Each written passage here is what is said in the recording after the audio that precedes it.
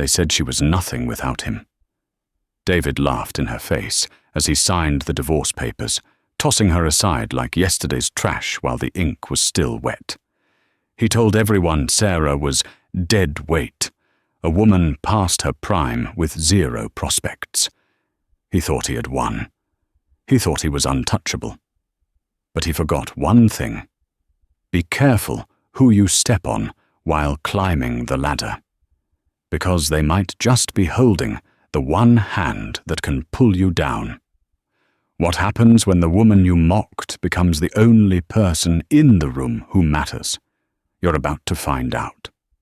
The air conditioning in the lawyer's office was set to a temperature that could only be described as Arctic. But Sarah Jenkins felt the chill coming from the man sitting across the mahogany table more than from the vents. David Reynolds checked his Rolex Submariner for the third time in 5 minutes. He didn't look at her. He rarely looked at her anymore, unless it was to point out a stain on his shirt or a flaw in her appearance. "Can we speed this up?" David snapped, his fingers drumming impatiently on the leather armrest. "I have a lunch meeting at Le Bernardin in 45 minutes. This little formality is eating into my day." Mr. Henderson, David's attorney, a man who smiled like a shark sensing blood in the water, slid the thick document across the table towards Sarah. "Sign here, and initial the bottom of the last 3 pages, Mrs. Reynolds. Or should I say, Ms. Jenkins?" Sarah picked up the pen. Her hand didn't shake, though she felt like the floor was crumbling beneath her. 12 years. 12 years of ironing shirts, hosting dinner parties for his boring clients, raising their daughter, Sophie, while he built the empire, and excusing his late nights. "You're making the right choice, Sarah," David sneered, finally glancing at her. His eyes were cold, devoid of the warmth she remembered from college. "Honestly, I'm doing you a favor. You were drowning in my world. You're simple. You need simple." "I supported you when you were working out of a garage, David," Sarah said softly, her voice steady despite the lump in her throat. David laughed. It was a harsh, barking sound. "Please, you made coffee. Don't rewrite history to make yourself the hero. I built Reynolds Tech. Me. You just happened to be standing there." He leaned forward, his cologne, Santal 33, a scent she used to love but now sickened her, filling the space between them. "Take the settlement, Sarah. Buy a little condo in Queens or wherever people like you live. Get a cat. Fade away. It's what you're good at." Sarah looked down at the paper.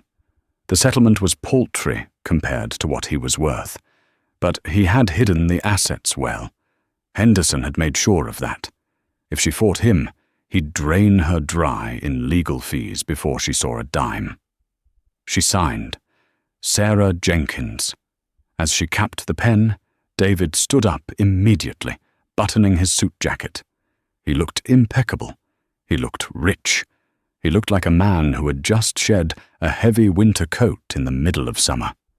"Finally," he breathed out. He pulled his phone from his pocket.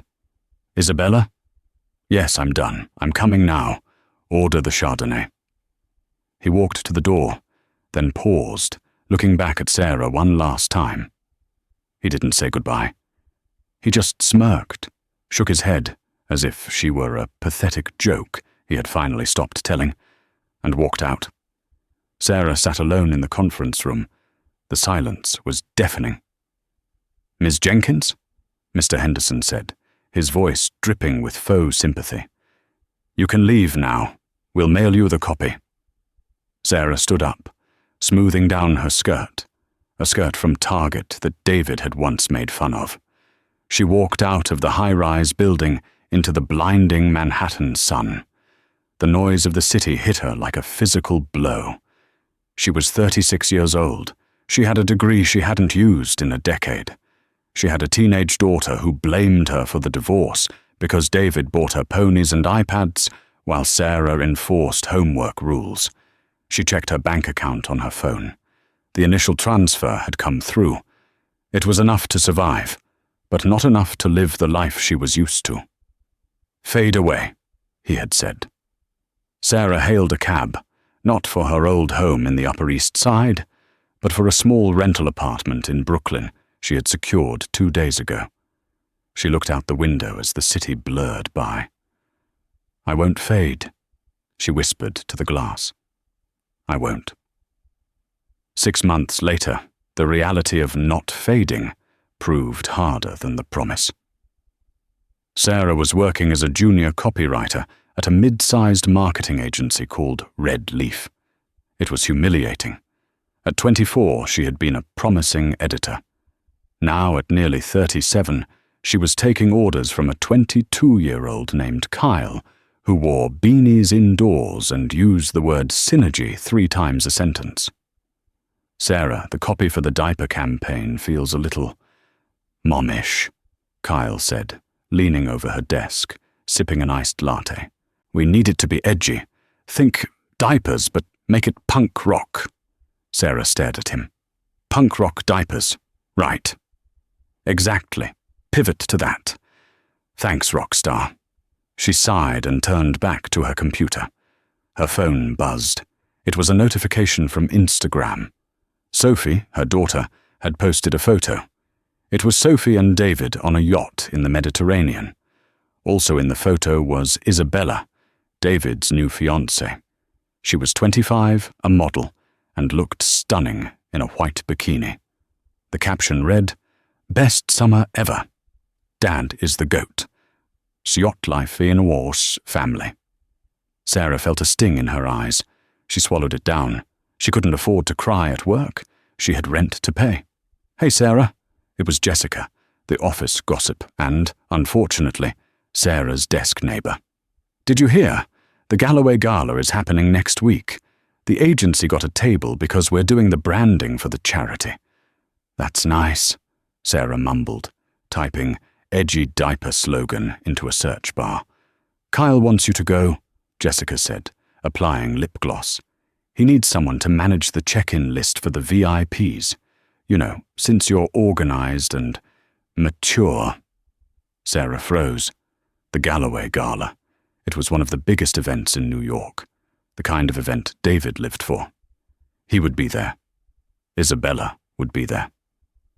"I can't," Sarah said quickly. "I have plans." "It's mandatory," Jessica said, popping her lips. "Unless you want to explain to Kyle why you aren't a team player. And honestly, Sarah, with the layoffs rumored next month." She left the threat hanging in the air. Sarah closed her eyes. She needed this job. She needed the health insurance for Sophie. "Fine," Sarah said. "I'll do it." The night of the gala, the grand ballroom of the Plaza Hotel, was dripping in gold and crystals. Sarah stood near the entrance, clutching a clipboard like a shield. She was wearing a simple black dress she had found at a consignment shop. It was elegant, but compared to the couture gowns sweeping past her, she felt invisible, which was exactly what she wanted. She checked in guests, smiling politely, handing out table numbers. "Name?" she asked, not looking up as a shadow fell over her table. "Reynolds, David and Isabella." Sarah's blood ran cold.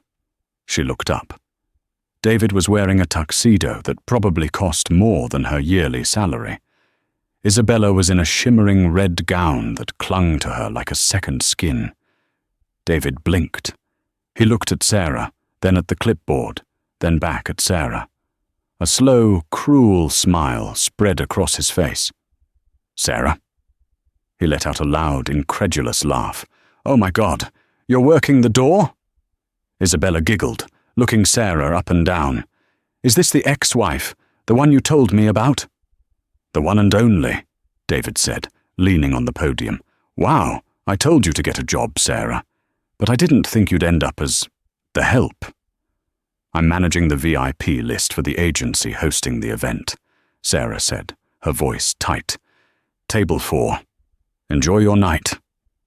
"Managing the list," David mocked, snatching the table card from her hand. Sure, just make sure you don't spill any drinks on us later, okay? We're wearing real silk. He leaned in closer, his voice dropping to a whisper. See, I told you. Without me, you're just a background character. It's pathetic, really. He turned and guided Isabella into the ballroom, leaving Sarah trembling with rage and humiliation.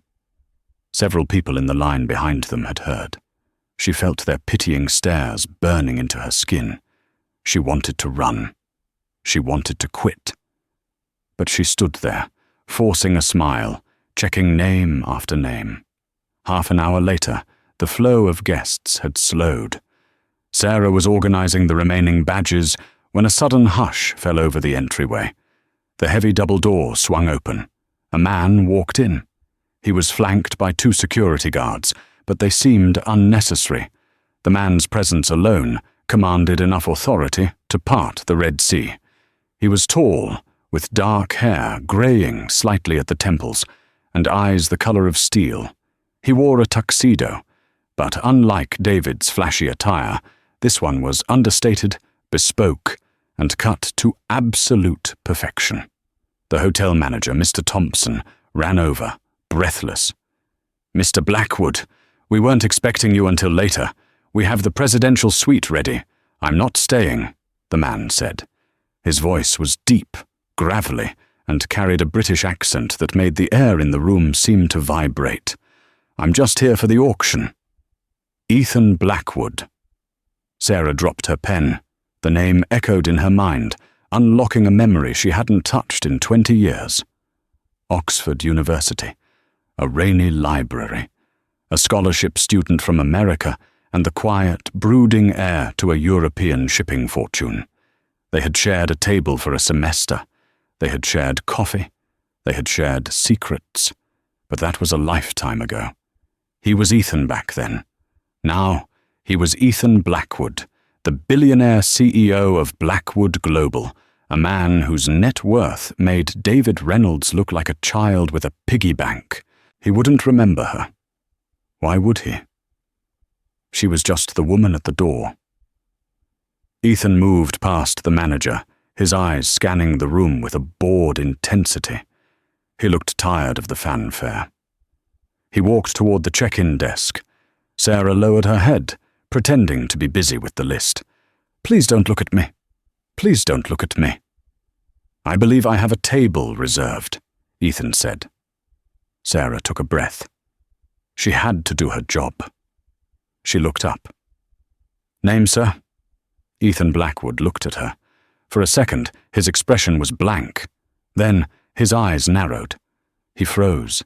The air in the room seemed to stop moving. "Sarah," he whispered. It wasn't the mocking tone David had used. It was soft, disbelieving. "Hello, Ethan," she managed to say. "I mean, Mr. Blackwood, let me find your table." He didn't move. He didn't look at the clipboard. He looked at her face, searching it, reading the lines of stress, the sadness in her eyes, the cheap black dress. "Sarah Jenkins," he said, a slow smile breaking through his stoic mask. "The girl who corrected my thesis on macroeconomics in the Bodleian Library." I didn't correct it," Sarah stammered, blushing. "I just suggested a different perspective." "You were right, though," Ethan said. He leaned against the desk, ignoring the hotel manager who was hovering anxiously. "I haven't seen you since graduation.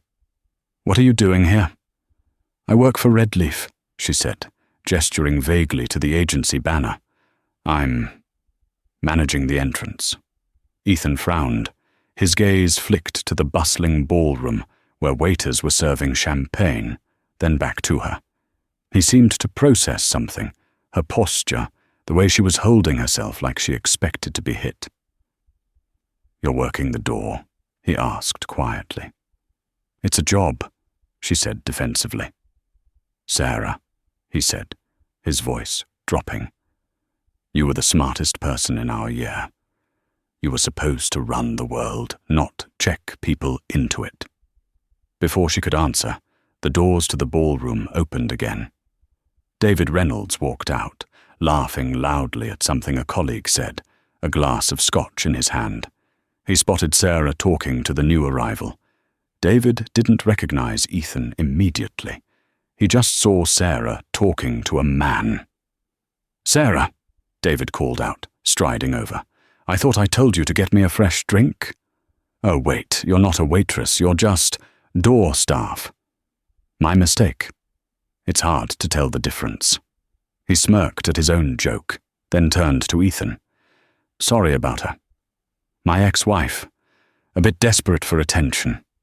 I'm David Reynolds, CEO of Reynolds Tech." David extended his hand. Ethan Blackwood looked at the hand. Then he looked at David's face. He didn't take the hand. Ethan slowly straightened up to his full height, towering over David. The warmth vanished from his eyes, replaced by a glacial chill. "Ex-wife," Ethan repeated. "Yeah," David laughed nervously, sensing the shift in atmosphere. "Just unloaded the baggage, if you know what I mean." Ethan stared at him for a long, uncomfortable moment.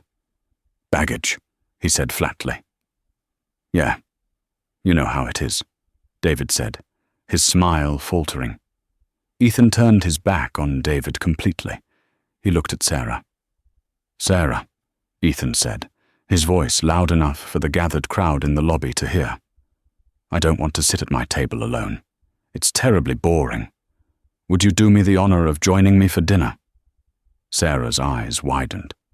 "Ethan, I can't. I'm working. I'll buy the table," Ethan said simply. "I'll buy the agency if I have to. Just join me." David's jaw dropped. "Wait, do you know who this is?" he stammered, looking at Sarah. Ethan turned his head slightly, giving David a look of utter contempt. "I know exactly who she is," Ethan said coldly. "She is the woman you were foolish enough to lose, and I am the man who has spent 20 years regretting that I let her get away." He held out his arm to Sarah. "Shall we?" The walk from the check-in desk to the center of the grand ballroom was less than 50 yards, but for Sarah it felt like crossing a bridge between two different universes. Her hand rested lightly on the crook of Ethan Blackwood's arm. The fabric of his tuxedo was cool and expensive. Beside them, Mr. Thompson, the hotel manager, was practically bowing as he cleared a path through the crowded foyer.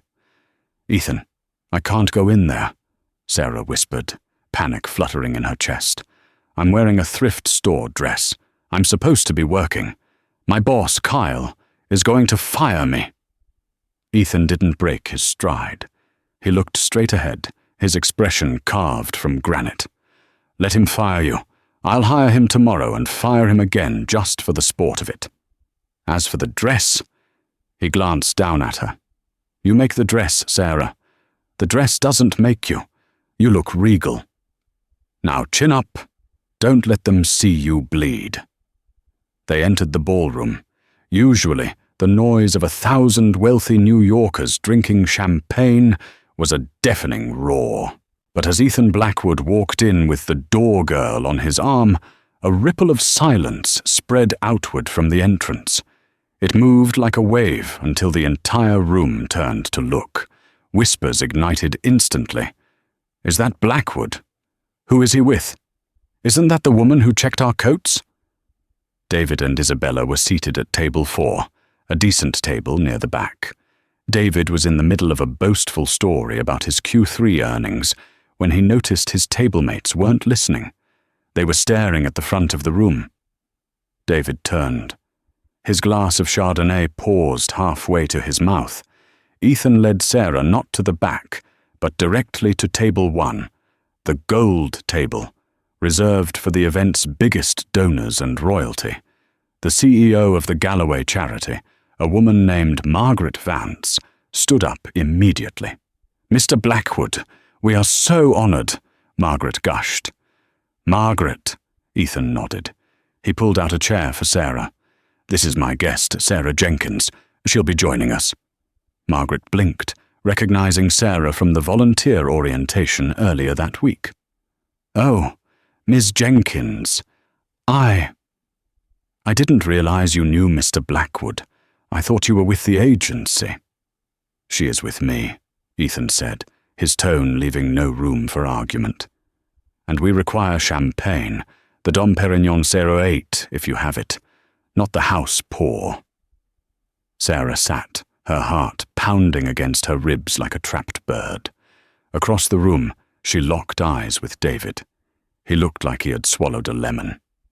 Isabella looked furious, her eyes darting between Sarah's simple dress and the way the billionaire was leaning in to speak to her.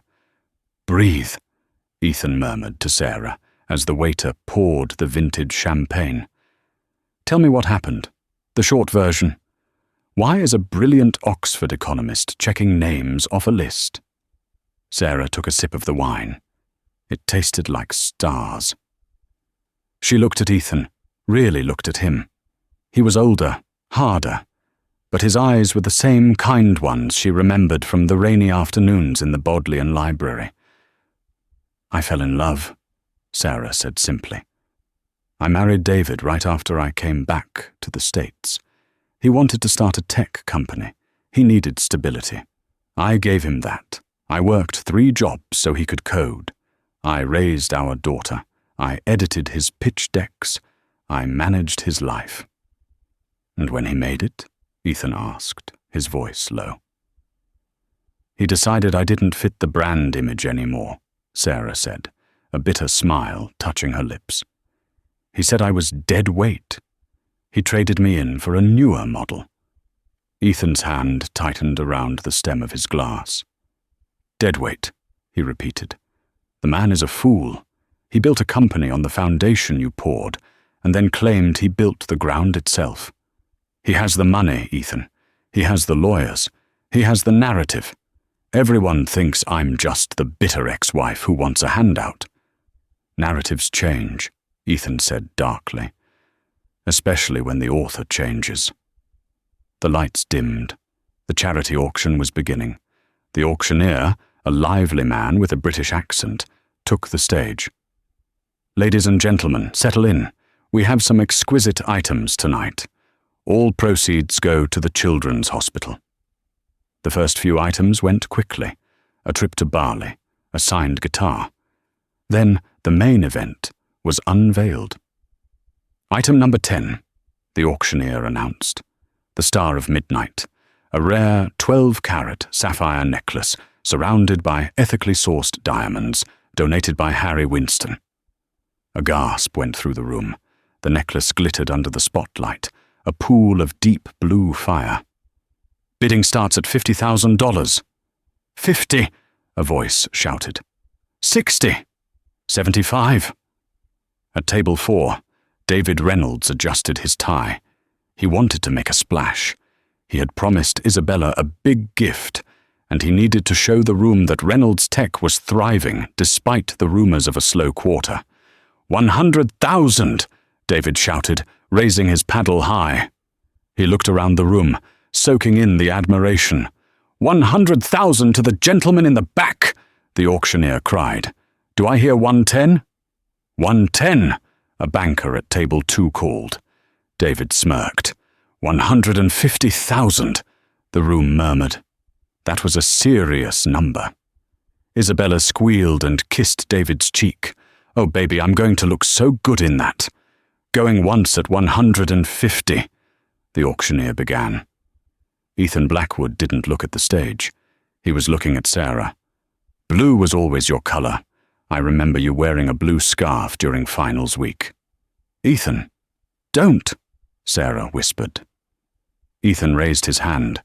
He didn't even hold a paddle. He just lifted a finger. 200,000, Ethan said. His voice wasn't loud, but it carried to every corner of the silent room. David's head snapped around. His face flushed red. He couldn't let this stranger, this man who had insulted him, win.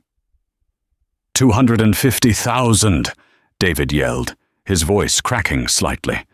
The crowd gasped. This was getting aggressive. Ethan took a sip of champagne. 500,000, The room erupted. $500,000. David stood up. He was sweating now. 500,000 was a lot of liquid cash, even for him.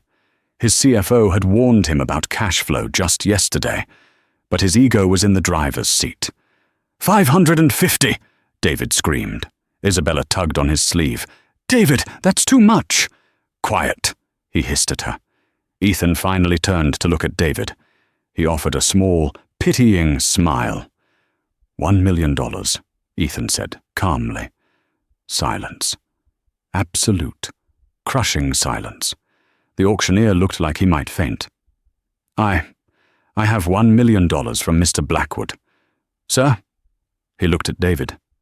David slumped back into his chair. He couldn't match that. Not without liquidating assets. He looked defeated. Small. The whispers started again, but this time they were laughing at him. Sold to Mr. Ethan Blackwood for $1 million. Applause thundered. Ethan stood up, walked to the stage, and accepted the velvet box. He didn't put it in his pocket. He walked back to table 1, where Sarah sat frozen. In front of New York's elite, in front of the press, and in front of David Reynolds, Ethan Blackwood opened the box. Turn around, he told Sarah gently. Ethan, I can't accept this, she hissed. It's $1 million. Consider it a consulting fee, he whispered, for the macroeconomics help back in Oxford, with interest. He clasped the necklace around her neck. The cold sapphire rested against her skin. He leaned down, his lips brushing her ear. Now stand up and look at him. Show him what he threw away. Sarah stood. She touched the jewels at her throat. She looked across the room at David. David was staring at her with a mixture of lust, shock, and regret. She looked magnificent. She looked expensive. She looked like a woman out of his league. For the first time in a year, Sarah didn't feel like a victim. She smiled, raised her glass to David, and took a sip. David looked down at his table, unable to hold her gaze. The flashbulbs were blinding as they exited the Plaza Hotel. Miss Jenkins! Miss Jenkins! Are you and Mr. Blackwood dating? Is it true you're the inspiration behind Blackwood Global's new merger? Look here. Sarah! Sarah! Ethan's security team formed a human wall, guiding them toward a sleek, black Maybach that was idling at the curb. Ethan placed a protective hand on the small of her back as she slid into the leather interior. As the door closed, shutting out the chaos of Manhattan, Sarah let out a long, shaky breath. She reached up to unclasp the necklace. Here, she said, her hands trembling. That was quite a show, Ethan. Thank you. You saved my dignity back there. But I can't keep this. Ethan, who was loosening his bow tie, looked at her. Keep it. Sell it. Throw it in the Hudson. It's yours, Sarah. But we need to talk about something more important than jewelry. The car wasn't heading toward Brooklyn. It was heading toward the Lincoln Tunnel. Where are we going? Sarah asked, clutching her purse. Teterboro Airport, Ethan replied. I have a flight to London in 2 hours. I want you to come with me. Sarah laughed, a dry, hysterical sound. Ethan, stop. This isn't a fairy tale. I have a life here, a messy, broken life, but it's mine. I have a daughter, Sophie. She's 16. She hates me right now because I can't buy her the things David does, but I can't just leave her. I know about Sophie, Ethan said. He pressed a button on the console, and a holographic screen flickered to life. And I know about your life. I did a background check the moment I recognized you. Invasive, yes. Necessary. Absolutely. He tapped the screen. A series of documents appeared. Financial reports. Stock tickers. What is this? Sarah asked, frowning. This, Ethan said, pointing to a declining red line, is Reynolds Tech. Sarah squinted. But David said they just had their best quarter. He's buying a yacht. David is lying, Ethan said bluntly. He's cooking the books, Sarah. He's over-leveraged. He took out massive loans to fund his lifestyle and pay off the initial investors to keep control. The company is rotting from the inside. It's a house of cards, and when it falls, which it will in about 3 months, he's going to lose everything. The yacht, the house, the alimony payments. Sarah felt cold. Sophie, her college fund, it's tied up in his accounts. Exactly, Ethan said. He's going to drag you and your daughter down with him, unless you step in. Me? Sarah shook her head. I'm a copywriter, Ethan. I write puns for diaper ads. You are an economist who graduated top of your class at Oxford, Ethan corrected sharply. You have a brain that sees patterns others miss. I remember how you predicted the '08 crash in a theoretical paper 3 years before it happened. He turned to her, his eyes intense. I am acquiring a distressed asset firm in London. We specialize in hostile takeovers and restructuring failing tech companies. I need a head of strategy who understands the human cost of business, someone who can see through the ego of a CEO to the rot underneath. He pulled a thick envelope from his jacket pocket and handed it to her. Open it. Sarah opened the envelope. It was an employment contract. Position, Senior Vice President of Strategy, Blackwood Global. Salary, $450,000 per annum, plus stock options. Signing bonus, $100,000. Sarah stared at the numbers. It was more money than she had ever seen. I can't move to London, she whispered. Sophie is in school here. The job is based in New York, Ethan said. I'm opening a new HQ in Hudson Yards. I need someone I can trust to run it while I'm in Europe. Someone loyal. Someone hungry. Why me? Sarah asked, tears pricking her eyes. Why are you doing this? Ethan looked out the window at the passing city lights. Because when everyone else at Oxford was sucking up to me because of my last name, you told me my tie was ugly and my thesis was derivative. You were the only real thing in my life back then. And seeing you tonight, seeing how that man dimmed your light, it made me angry. I don't like waste, Sarah, and you are a wasted resource. The car slowed to a halt on the tarmac. A massive Gulfstream G650 waited, its engines humming.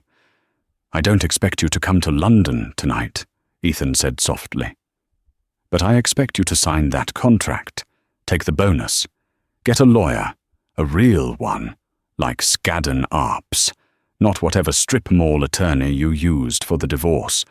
Get custody of Sophie securely before David's ship sinks. And then, come work for me. Help me dismantle the people who think they own the world. Sarah looked at the contract. Then she looked at the text message on her phone from Sophie. Dad says you're embarrassing him at the party. Why can't you just act normal? David had turned her daughter against her. He had stolen her confidence. He was gambling with their future. Sarah took the pen from Ethan's pocket. She signed the document. I'm not going to London, Sarah said, her voice stronger than it had been in years. I have to pick up my daughter from school tomorrow, but I'll see you at the Hudson Yards office on Monday at 8:00 a.m. Ethan smiled, a genuine, dazzling smile. 9:00 a.m. is fine, Sarah. You're the boss. The car door opened. Ethan stepped out, then turned back. Oh, and Sarah. The necklace. Wear it to the office on Monday. It sends a message. As the Maybach drove Sarah back toward her tiny apartment in Brooklyn, she didn't look at the crumbling buildings or the graffiti. She looked at the contract in her lap. Her phone rang. It was David. Normally, she would let it go to voicemail. Normally, her stomach would turn. She answered. Hello, David. What the hell was that? David screamed on the other end. Who do you think you are? Embarrassing me in front of investors? And how do you know Blackwood? Did you sleep with him? Is that it? You're selling yourself now?" Sarah listened to his voice. It sounded shrill, desperate. "Be careful, David," she said calmly. "You sound stressed. High blood pressure is bad for business. Don't you lecture me. You're nobody. You're nothing without me." "Actually," Sarah said, glancing at the sapphire reflecting the streetlights, "I think I'm Senior Vice President of Strategy at the company that just became your biggest competitor." "What? What are you talking about?" "Enjoy the yacht, David," Sarah said coldly, "while you still have it." She hung up. For the first time in a long time, Sarah Jenkins slept soundly, but the storm was far from over. David Reynolds wasn't the type of man to go down without a fight, and Sarah was about to learn that entering Ethan Blackwood's world meant playing a game with much higher stakes and much deadlier enemies. 6 months later, the skyline of New York seemed to shine a little brighter, or perhaps it was just the view from Sarah's new corner office. Reynolds Tech was no more. It had been rebranded as Phoenix Systems, a subsidiary of Blackwood Global. The stock had not only recovered, but hit an all-time high. Sarah had implemented a rigorous restructuring plan, cutting the bloat David had accumulated and refocusing the company on ethical AI development. But the biggest change wasn't in the stock market. It was in the small, quiet moments. It was a Friday evening. Sarah was packing up her bag, a sleek Hermes Birkin that she had bought for herself, when a knock came at the door. Sophie walked in. She was wearing a blazer over her band t-shirt, looking like a miniature, cooler version of her mother. "Hey, Mom," Sophie said, dropping her backpack on the plush sofa. "Dad called." Sarah paused. "Oh, is he okay?" David was living in a modest condo in Jersey City now. He had avoided prison, thanks to Sarah's deal, but his reputation was in tatters. He was working as a consultant for a small logistics firm. It was a humble life, one he was slowly, painfully adjusting to. "Yeah," Sophie said, picking at a loose thread on the couch. He sounded different, calmer. He asked how school was. He didn't brag about anything. He actually listened. Sarah smiled softly. "That's good, Soph. That's really good." "He told me to tell you congratulations on the Forbes cover," Sophie added. Sarah glanced at the framed magazine on her wall. The cover featured her standing next to Ethan, the headline reading, "The Power Pair. How Compassion Saved a Tech Giant." "He said you look happy," Sophie murmured. "And he said he's sorry." Sarah felt a weight lift off her chest, a weight she hadn't realized was still there. "Thank you for telling me. Are you ready?" Ethan appeared at the doorway. He wasn't wearing a suit today. He was wearing jeans and a cashmere sweater, looking relaxed and younger than his years. "Ready for what?" Sarah asked. "The weekend," Ethan said, walking over and kissing her cheek. It wasn't a show for the cameras anymore. It was real. They had started dating 3 months ago, slowly, carefully, building something on mutual respect rather than dependency. "Sophie, are you coming to the Hamptons with us?" Ethan asked. "I promised to teach you how to drive the vintage Aston Martin, on the driveway, of course." Sophie grinned. "Mum said you drive like a maniac." "Your mother," Ethan said, winking at Sarah, "is a stickler for rules. That's why she runs the company and I just sign the checks." They walked out of the office together, the 3 of them. As they stepped into the elevator, Sarah caught her reflection in the mirrored doors. She didn't see the broken woman in the lawyer's office. She didn't see the door girl. She saw a mother, a leader, and a woman who had walked through fire and come out forged in steel. The elevator descended. But Sarah Jenkins knew one thing for sure. She was only going up. Monday morning, at Blackwood Global's Hudson Yards headquarters, was nothing like the chaotic, ego-driven atmosphere Sarah was used to at Reynolds Tech. Here, the silence was heavy with purpose. Sarah walked through the glass doors of the 40th floor. She wore a tailored navy power suit by Alexander McQueen, a gift from Ethan's stylist, and around her neck, the sapphire necklace glittered like a warning sign. The staff didn't look at her with pity. They looked at her with curiosity and respect. She wasn't David's ex-wife here. She was the woman Ethan Blackwood had handpicked. Her office was a corner suite overlooking the Hudson River. As she set her coffee down, her intercom buzzed. "Ms. Jenkins," her assistant, a sharp young man named Leo, said. "Mr. Blackwood is in the conference room with the legal team from Skadden Arps. They're ready for you. Also, you have a courier package. It's from David Reynolds." Sarah's stomach tightened. "Send the package in, then tell Ethan I'll be there in 5 minutes." Leo walked in with a manila envelope. Sarah opened it. Inside were legal papers. Motion for full custody. Plaintiff, David Reynolds. Defendant, Sarah Jenkins. Reason, mental instability, moral turpitude, unsafe environment. Clipped to the papers was a handwritten note from David. "I told you not to play with the big boys. If you don't quit Blackwood and sign a non-disclosure agreement about my company, I will take Sophie. I have the press ready to run a story about your breakdown and your affair. Don't test me." Sarah's hands shook, not with fear, but with a cold, white-hot fury. He was using their daughter as a bargaining chip to cover up his financial crimes. She walked into the conference room. Ethan was sitting at the head of the table, flanked by 3 lawyers in grey suits. When he saw Sarah's face, he stood up immediately. "What happened?" Ethan asked. Sarah tossed the papers onto the table. "He's suing for full custody. He's threatening to plant stories in the press that I'm unstable." The lead attorney, a formidable woman named Jessica Pearson, no relation to the TV character, but just as sharp, picked up the documents. She scanned them and let out a dry laugh. "This is a scare tactic," Pearson said. "Standard operating procedure for narcissists losing control. He doesn't want custody, Sarah. He doesn't even know Sophie's shoe size. He wants leverage." "He's terrified," Sarah said, her voice steadying. "He knows I know about the books." "Then let's look at the books," Ethan said.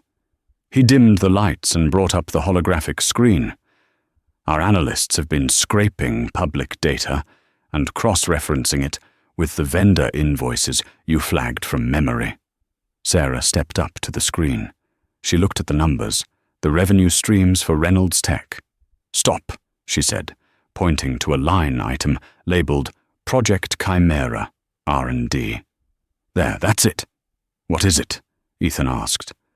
"Project Chimera doesn't exist," Sarah said.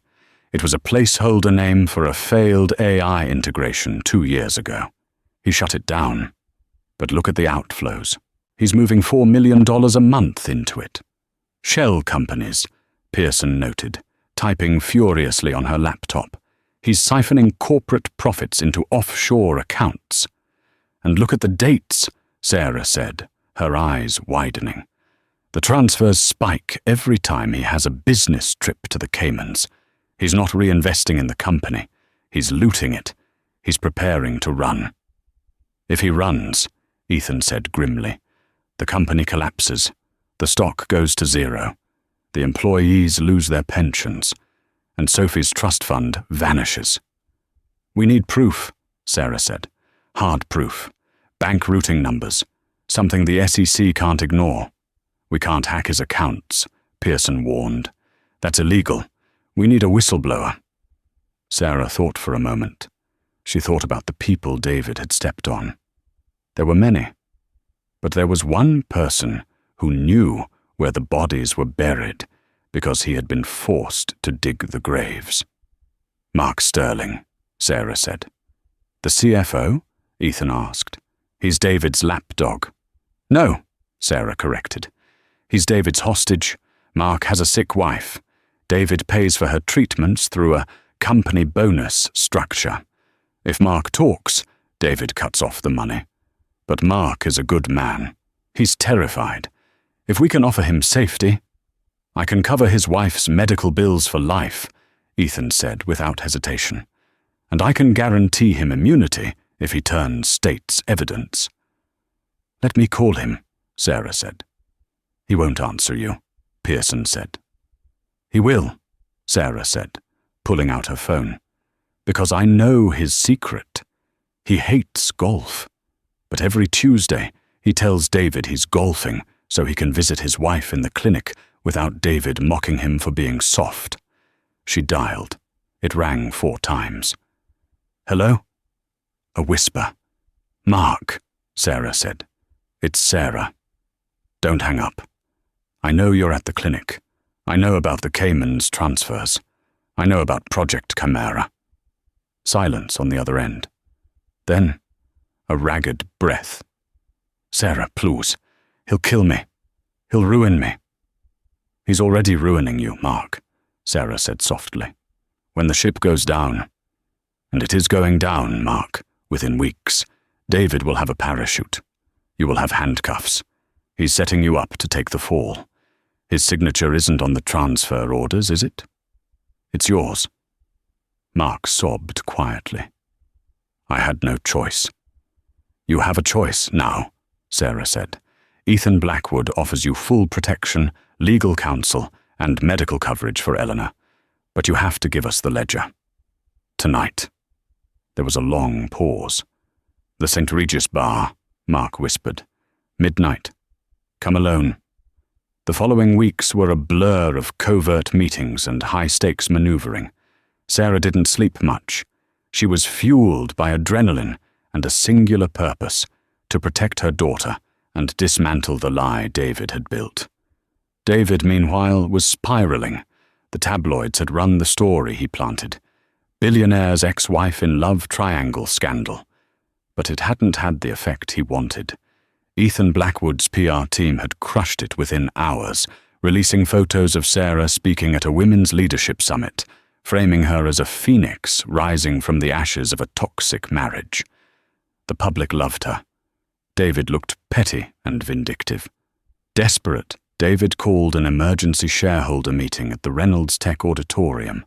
His goal was to announce a revolutionary new partnership to boost the stock price, a partnership that was completely fabricated.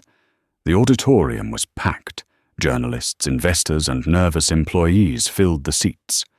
David stood on stage, bathed in a spotlight, wearing his signature charcoal suit. He looked thinner, sweat glistening on his forehead, despite the heavy makeup.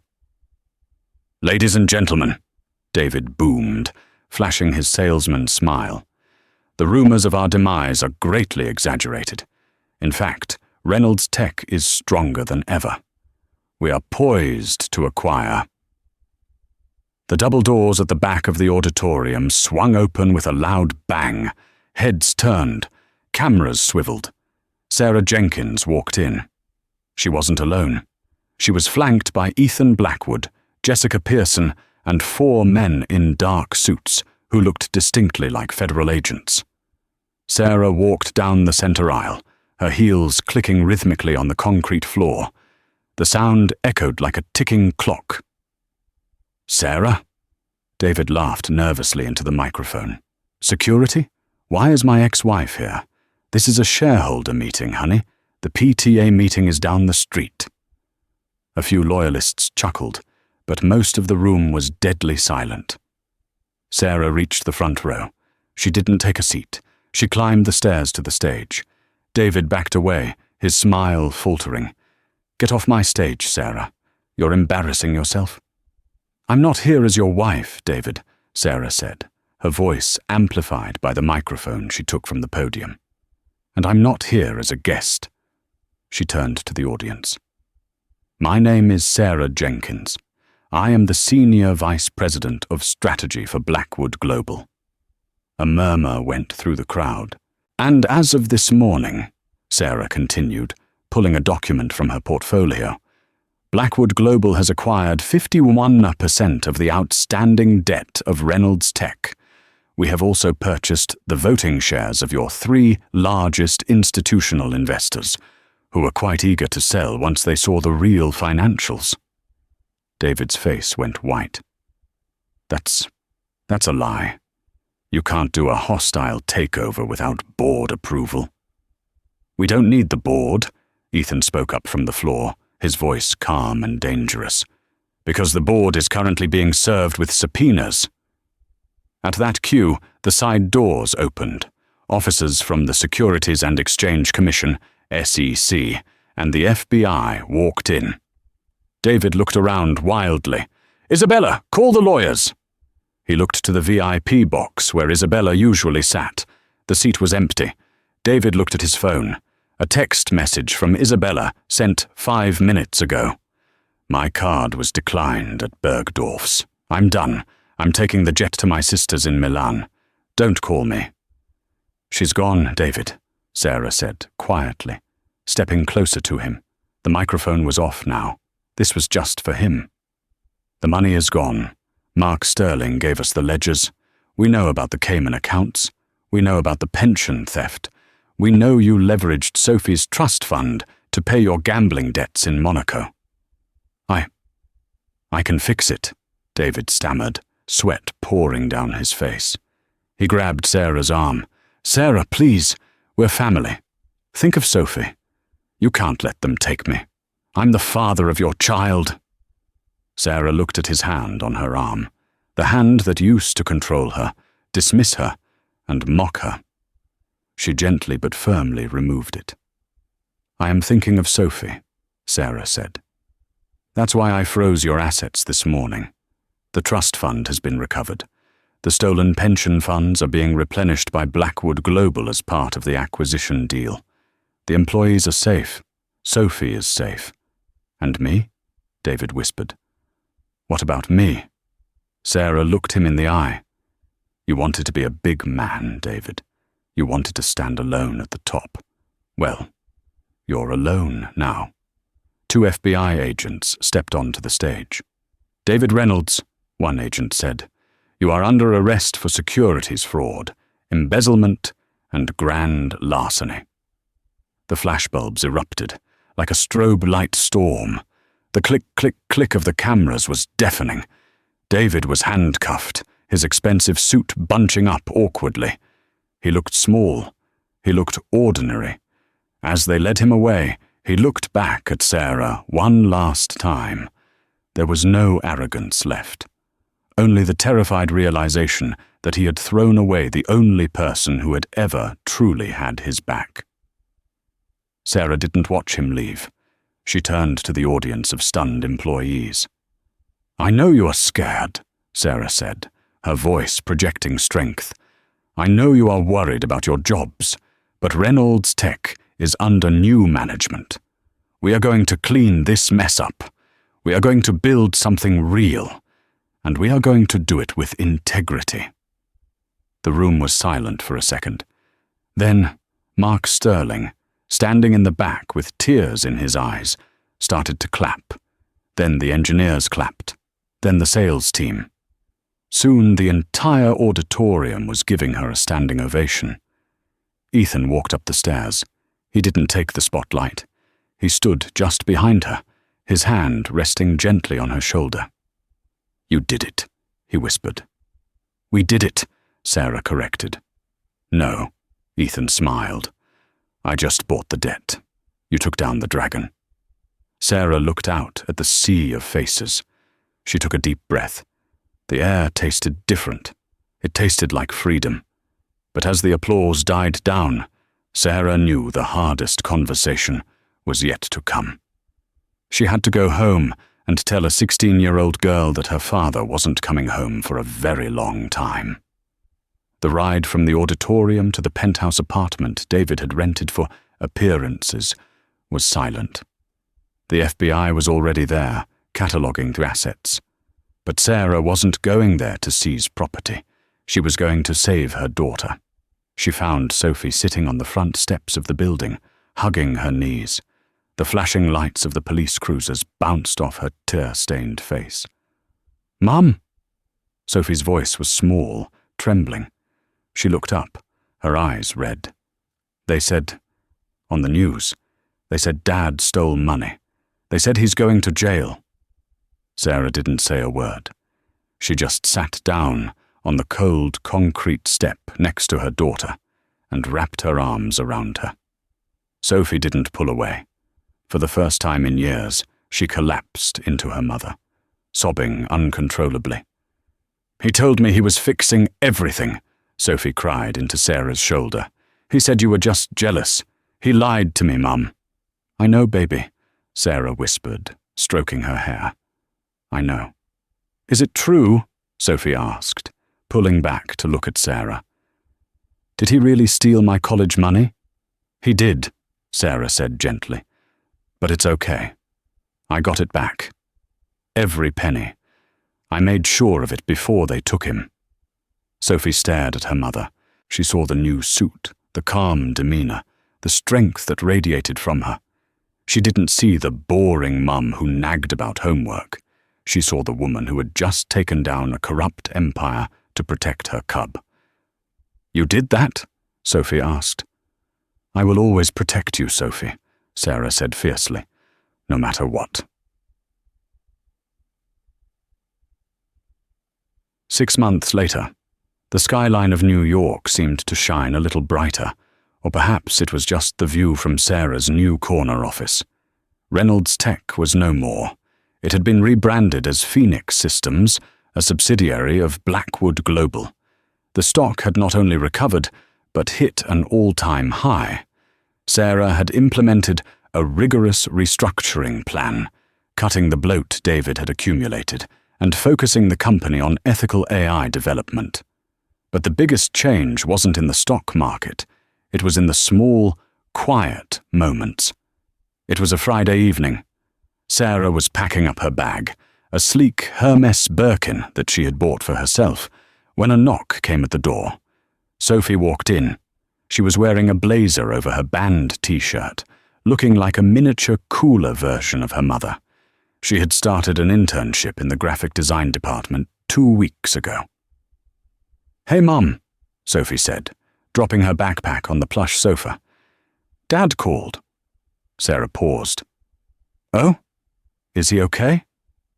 David had accepted a plea deal. In exchange for cooperating with the SEC regarding other corrupt investors, his sentence was reduced to heavy probation and a ban from serving as a corporate officer. He was living in a modest condo in Jersey City now, working as a consultant for a small logistics firm. It was a humble life, one he was slowly, painfully adjusting to. "Yeah," Sophie said, picking at a loose thread on the couch. He sounded different, calmer. He asked how school was. He didn't brag about anything. He actually listened. Sarah smiled softly. "That's good, Soph. That's really good." "He told me to tell you congratulations on the Forbes cover," Sophie added. Sarah glanced at the framed magazine on her wall. The cover featured her standing next to Ethan, the headline reading, "The Power Pair: How Compassion Saved a Tech Giant." "He said you look happy," Sophie murmured. "And he said he's sorry. He said you were the one who did all the work back then, too. He just never thanked you." Sarah felt a weight lift off her chest, a weight she hadn't realized was still there. It wasn't forgiveness exactly. Some wounds were too deep, but it was closure. "Thank you for telling me," Sarah said. "Are you ready?" Ethan appeared at the doorway. He wasn't wearing a suit today. He was wearing dark denim and a cashmere sweater, looking relaxed and younger than his years. He held 2 coffees in one hand and a helmet in the other. "Ready for what?" Sarah asked. "The weekend," Ethan said, walking over and kissing her cheek. It wasn't a show for the cameras anymore. It was real. They had started dating 3 months ago, Slowly, carefully, building something on mutual respect rather than dependency. "Sophie, are you coming to the Hamptons with us?" Ethan asked. "I promised to teach you how to drive the vintage Aston Martin. On the driveway, of course." Sophie grinned. "Mum said you drive like a maniac." "Your mother," Ethan said, winking at Sarah, "is a stickler for rules. That's why she runs the company, and I just sign the checks." Sarah laughed, grabbing her coat. She looked at the two of them, the brilliant billionaire who treated her like an equal, and the daughter who finally respected her. "Actually," Sarah said, "I'm driving." Ethan tossed her the keys. "As you wish, boss." They walked out of the office together, the three of them. As they stepped into the elevator, Sarah caught her reflection in the mirrored doors. She didn't see the broken woman in the lawyer's office, signing divorce papers with a cheap pen. She didn't see the door girl being mocked by her ex-husband. She saw a mother, a leader, and a woman who had walked through fire and come out forged in steel. The elevator descended, but Sarah Jenkins knew one thing for sure. She was only going up.